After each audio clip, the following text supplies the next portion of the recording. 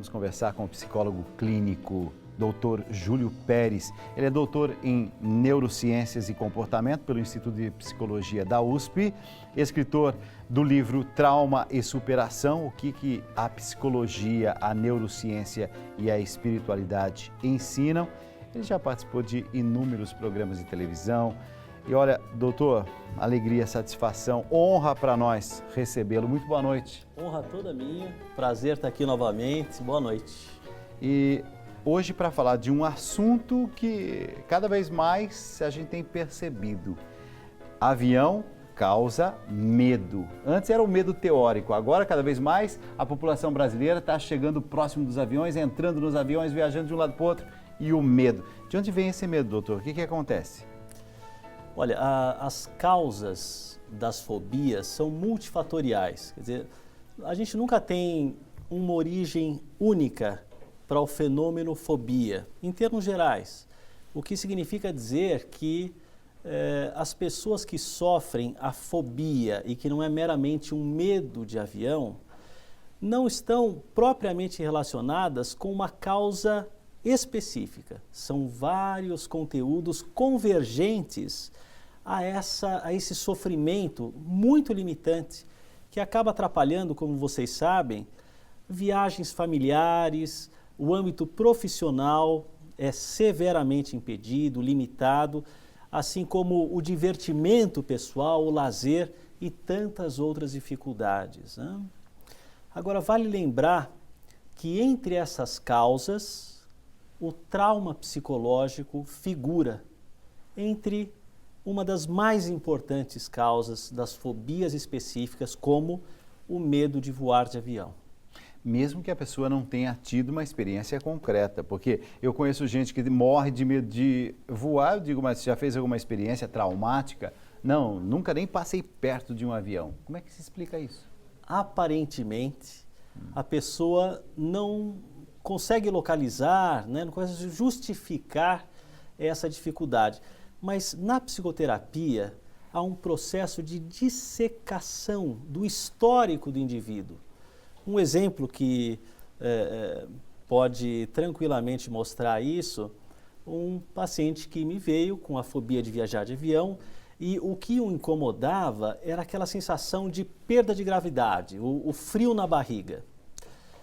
E depois de algum tempo na psicoterapia, dissecando as memórias, ele lembrou de uma situação muito importante, vivenciada aos 6 anos de idade, quando ele caiu de uma árvore bastante alta e esse trauma o levou a uma hospitalização muito importante, traumática e tudo mais, e ele aparentemente não localizava a origem dessas dificuldades, mas quando ele percebeu pela primeira vez aquela turbulência e entrou em contato com a memória inconsciente, ele já não lembrava mais disso.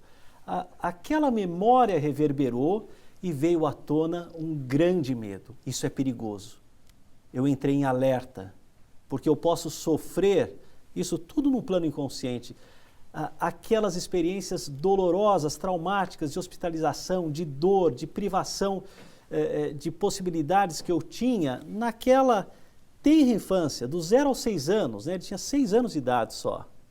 Então, há uma causa traumática, ainda que as pessoas não consigam lembrar a priori, mas na psicoterapia essas lembranças vêm à tona. Tanto assim que foge a toda e qualquer lógica. Eu estou vendo aqui, ó, a chance de morrer em um acidente aéreo é de apenas 1 em 8 milhões.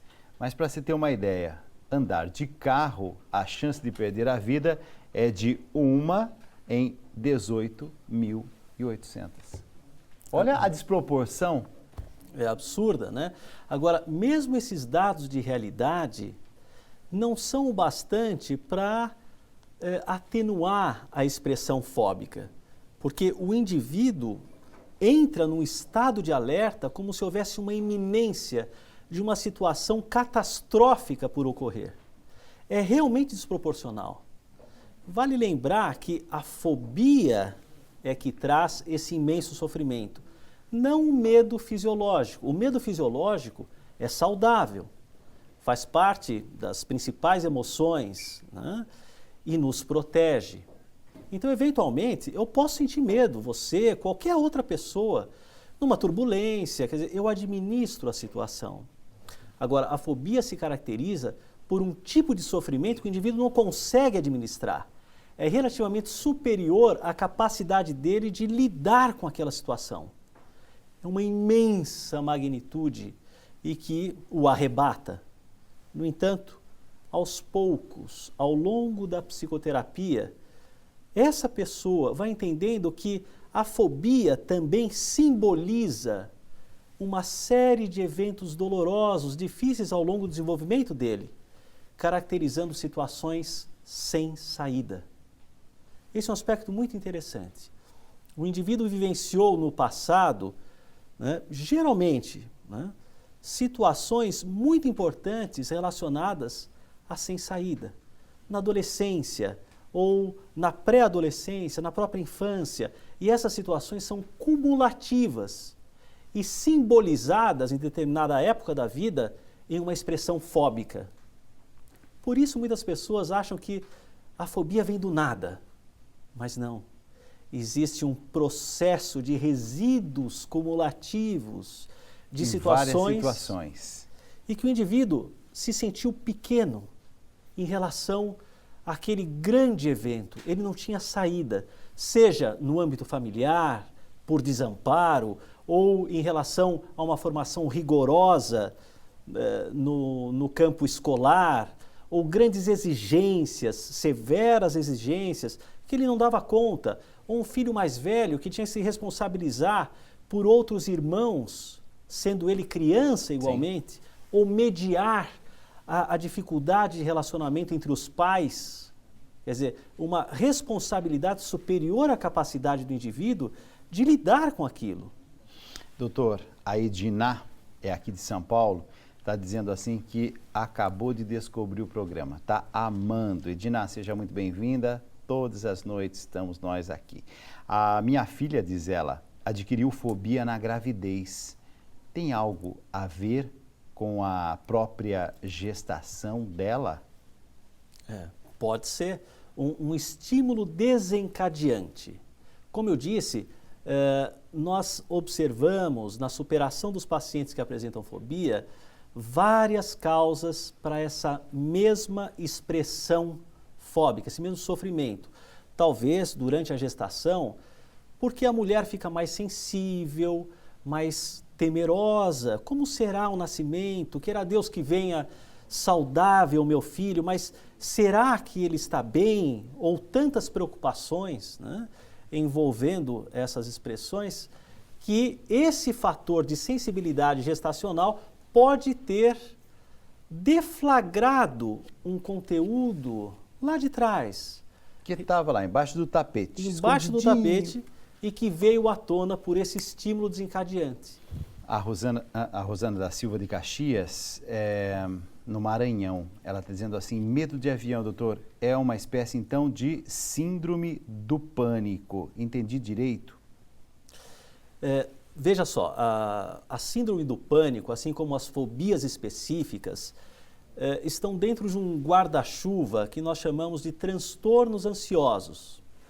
Fobia específica é uma coisa, transtorno do pânico é outra, mas os componentes de sofrimento são similares. Grande ansiedade, um sofrimento imenso e que limita a pessoa em situações relativamente comuns. A pessoa fica bloqueada em relação às possibilidades de ir e vir.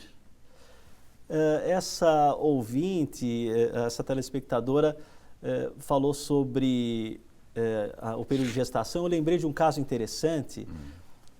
Importante trazer a informação de que todos nós temos uma sabedoria inconsciente. E essa sabedoria inconsciente, quando trabalhada em psicoterapia, reconhece exatamente as causas convergentes àquela fobia. Você me lembrou há pouco, com esse relato da telespectadora, um caso de um paciente que, na vida intrauterina, a mãe estava no primeiro trimestre de gestação, viajava aos Estados Unidos para encontrar o marido que fazia um doutorado. E naquele estado sensível de gestação, a mãe sozinha, houve uma turbulência importante e a mãe vivenciou um grande desespero. Durante o relaxamento físico e mental, em que nós perguntamos para essa sabedoria inconsciente, qual a origem desse sofrimento que você apresenta hoje, veio a informação e a vivência dolorosa, traumática de vida intrauterina, e que ele desconhecia. Por quê? A mãe chegou aos Estados Unidos, encontrou o marido, ele nasceu nos Estados Unidos, ficaram por mais 3 anos lá, e a mãe voltou tranquilamente, segura, tranquila, mas aquele conteúdo foi impresso no inconsciente desse paciente na vida intrauterina. Veja a importância das mães, dos pais cuidarem muito bem desse período, porque a criança ali já absorve situações agradáveis e também desagradáveis. Quando esse paciente, então, foi perguntar para a mãe, isso aconteceu? Como é que foi? Não é possível um negócio desse. De onde é que veio essa informação? A mãe confirmou exatamente esse momento fóbico, difícil, doloroso, e que o feto absorveu, mas ela não, porque voltou tranquila e segura com o esposo e o filhinho de 3 anos de idade. Localizar essas origens permite aos pacientes se desvincularem desse passado. E aí precisa da ajuda de um profissional para fazer esse caminho juntos. Certamente. Doutor, tem uma pergunta aqui que eu vou dar um recadinho, mas eu queria que na volta o senhor respondesse. É da Renata de Maceió, Alagoas. Ela está falando o seguinte, forçar um pouquinho as coisas, expor a situação e, assim, será que é uma forma válida de enfrentar o problema? Tem medo de avião? Dá uma empurradinha, faz ela entrar lá dentro desse avião e faz ela fazer essa viagem. Ajuda ou será que atrapalha? Às vezes ajuda se o nível dessa expressão fóbica não for tão acentuado. Porque se for, a pessoa pode retraumatizar. Porque para ela não é simplesmente viajar de avião. Quer dizer, as pessoas que não têm essas dificuldades geralmente não compreendem o nível de sofrimento que é para aquele indivíduo que enxerga uma magnitude assim dramática ao entrar num avião. A gente acha até que é frescura às vezes. Cuidado com o julgamento, isso não é verdade, quer dizer, o sofrimento é real, é subjetivo. Portanto, quando as pessoas se forçam sem elementos terapêuticos, sem ferramentas, isso pode retraumatizar o indivíduo. Agora, imagine o diferencial. Se eu sei de onde veio essas dificuldades, se eu conheço esses elementos, eu me trabalhei, eu tenho sínteses terapêuticas que me ajudam a me libertar desse passado, eu posso sim fazer o enfrentamento de maneira muito mais tranquila. E aí sim, o enfrentamento é de fato terapêutico. Você vence a situação. Tem que tocar na ferida, doutor. Não há atalhos, é preciso entrar em contato com os machucados para que nós possamos sair deles. Eu gosto muito de uma frase da ex-presidente do Chile que diz o seguinte: somente feridas limpas cicatrizam. Nós precisamos limpar as feridas para que elas possam cicatrizar e voltar assim à sensibilidade natural, tranquila, como todos nós merecemos. Doutor, muitas perguntas. O Roberto Francisco de Guaíra, interior de São Paulo, está dizendo assim: doutor, eu tenho medo de voar. Se me dá crise, eu tomo um calmante. Estou no caminho certo? O calmante é uma possibilidade boa para aquelas pessoas que não têm outro recurso a não ser, entre aspas, dormir, anestesiar. No entanto, como vocês bem sabem, alguns calmantes causam dependência neuroquímica e isso pode se tornar muito perigoso ao longo do tempo. O melhor é que o indivíduo acesse os recursos pessoais através da psicoterapia. A primeira linha terapêutica para os transtornos ansiosos, a fobia, é a psicoterapia. E se esse indivíduo tiver ferramentas terapêuticas, ele não precisará de medicamentos ou mesmo de álcool. Cuidado com isso. Não usem o álcool para anestesiar o sistema, porque o efeito colateral a médio e longo prazo pode ser muito pior do que a própria fobia em si. Há saída. E essa possibilidade está dentro de você que vivencia essa fobia. Há que se conhecer a si mesmo, para que você tenha recursos pessoais para se libertar desse imenso sofrimento. E essa é uma possibilidade real. A Nayara Leal, da cidade de Patriarca, São Paulo, está só fazendo um comentário que há 2 anos ela passou por uma forte turbulência em um voo.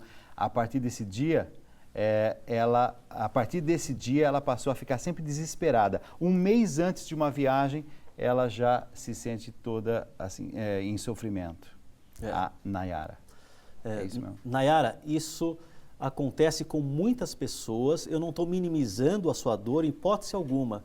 Nós chamamos isso de ansiedade antecipatória. Quer dizer, antes da situação, você sofre provavelmente muito mais do que propriamente na situação em si. Por quê? O seu inconsciente diz que algo muito importante, doloroso vai acontecer, tal como o evento que você vivenciou recentemente, em associação com outros eventos difíceis, dolorosos que você atravessou. Não foi esse o específico gatilho da expressão fóbica, muito provavelmente. Porque, geralmente, é um acúmulo de situações. Não é um evento específico que gera, mas vários eventos sucessivos. Doutor, brilhante. Doutor em Neurociências e Comportamento, Instituto de Psicologia da USP, escritor do livro Trauma e Superação, o que a psicologia, a neurociência e a espiritualidade ensinam. Doutor Júlio Pérez, olha, eu quero te agradecer. Muito obrigado por esse presente que nos deu essas informações nessa noite. Eu que agradeço, e a todos os telespectadores a possibilidade de trazer alguma contribuição, porque afinal há 25 anos eu trabalho com a superação desses sofrimentos e a vitória dos meus pacientes é a vitória de todos. Isso é que me deixa muito feliz, muito contente em poder continuar informando e ajudando da maneira que eu puder, e muito obrigado pela oportunidade que você me traz hoje.